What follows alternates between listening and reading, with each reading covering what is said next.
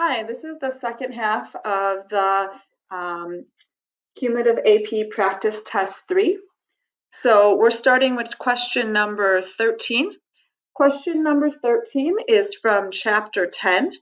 Chapter 10, we're looking at significance tests. And when you look at question number 13, it's significance test, or question 13 is significance test and confidence intervals. And so you get letter C. Make sure that you're paying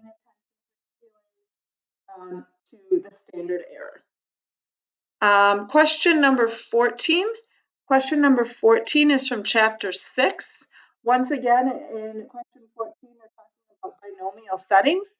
And you're just going to have to know that there are 4 properties to binomial settings. And letter B is not a property for binomial. It's actually a property for geometric. Question 15. Question 15 is again also from chapter 10, confidence intervals and significance for 2 proportions. And they're asking, can gardener with the larger means claim her fertilizer causes? So we're doing a significance test. You're looking at that p-value. Again, the p-value is low. So kind of noticing that piece. And again, because it says caused, no, that was going to be letter B for number 15. Just because you find significant evidence doesn't mean it's necessarily a cause and effect. And in this case, because there are some confounding variables, that's really one of the main pieces. Question 16 is chapter 9. Chapter 9 was just one sample significance tests. In question 16, they're asking which one describes type 2 errors. So again, we've seen type 2 errors come up since chapter 9 through chapter 10, and you would get letter E. A type 2 error is, again, you fail to find convincing evidence. In this case, the EPA fails to find convincing evidence that emissions exceed acceptable limits, but in fact, they do exceed those acceptable limits. Question number 17. Number 17 is way back to chapter 1. Again, we're looking at measures of center, measures of spread. And for question number 17, that's letter B. Question number 18, again, these don't have a lot of explanations on them. They're just more definitions. So in question 18 is from chapter 8. Chapter 8 was our confidence intervals.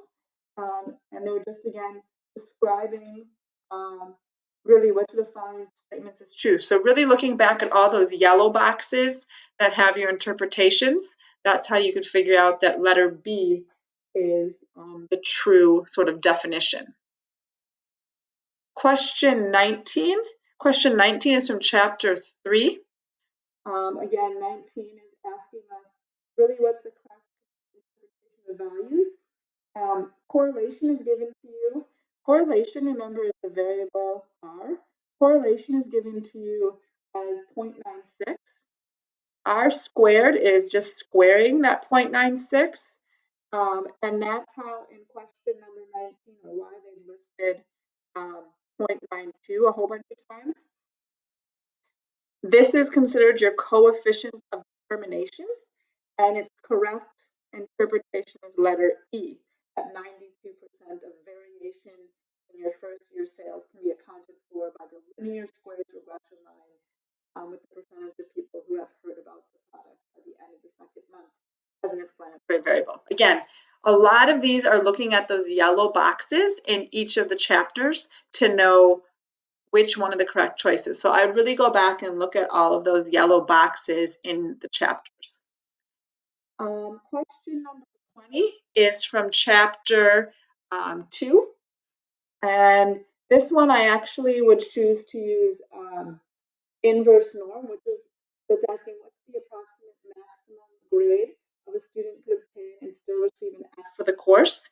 Again, we know by all that information that an F is the lowest 10% or 0.1. I would use on my calculator inverse norm, and it's going to ask you for your area. and your area you would type in is that 10% or 0.1. And again, because it tells you the mean, you could type in your mean as 76 and your standard deviation as 8, and you can just push enter, and that's how you get really quickly that number 20 is letter C.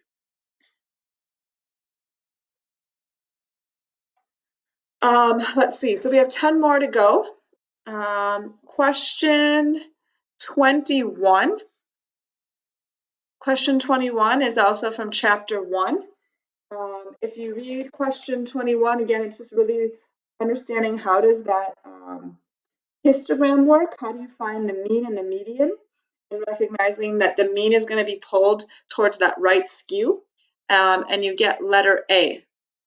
Again, recognize that your median is going to be the 50%, and they tell you that there's a total of 143 bears. If you consider dividing that in half, that's going to help you find, where is the middle of your data. So if you divide 143 in half, 143 divided by 2 is 71.5. You could count all the bars in your histogram and find out where that occurs. The 140, 180. You kind of know the median is going to be near that peak.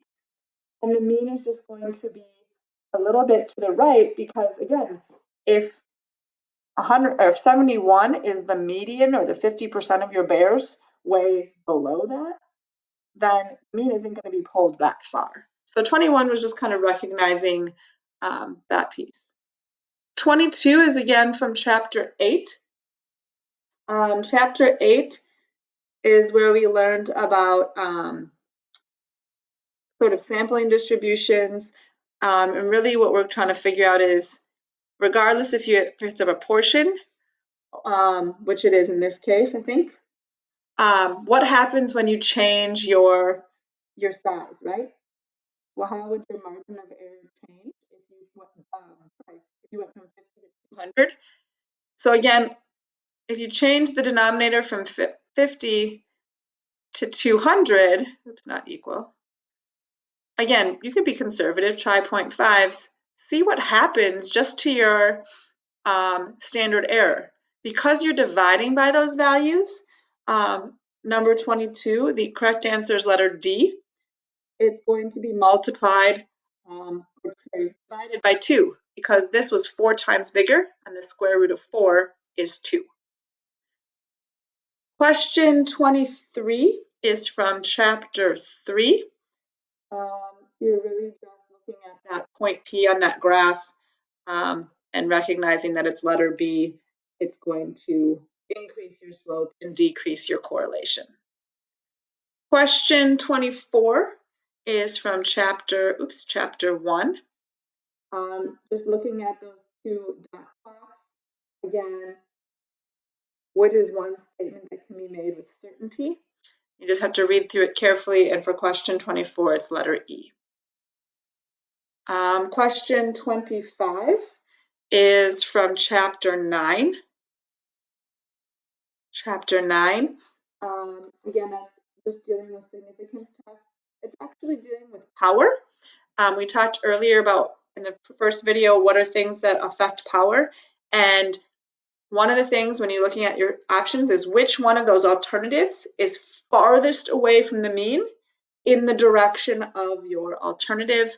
And that's why it's letter A. 38 is lower than 40, like our alternative, and it's the farthest number that is lower. The last 5 then, question 26. Question 26 is from chapter 4. We haven't had that many in this one. Chapter 4, again, they're just asking your types of sampling. So kind of going back, looking at all of our different sampling methods, and you'd find out that that is 27 is from chapter 7, sampling distributions. Again, it's asking you about how far do you expect the sample proportion to be from the true population proportion. Really what they're asking for is your standard error. So you're using your standard error or standard deviation equation. And you're plugging in those values. So 0.45, 0.45, 0.55, and dividing it by the 250. And I believe you get about the same number of decimal places, but that's how you get letter C. Question 28 is chapter 9.